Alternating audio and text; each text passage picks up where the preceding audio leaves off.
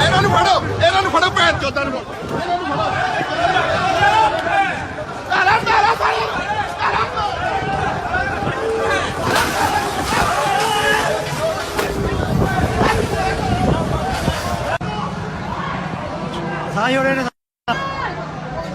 जी। यहाँ टेंशन हो गई है और यहाँ पर जो भारतीय सूरमे थे उनको सिखों और कश्मीरियों ने यहाँ से भगा दिया। आप देख सकते हैं कि मेरे पीछे ये जो इनका कैंप था उसको उन्होंने पखाड़ कर उनको भगा दिया है।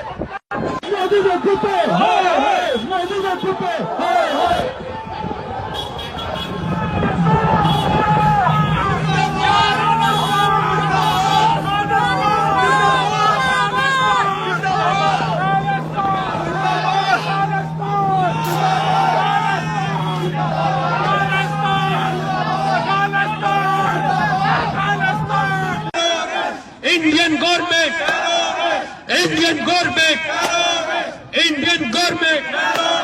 लेके रहांगे, जोर न लांगे, वो लेके रहांगे।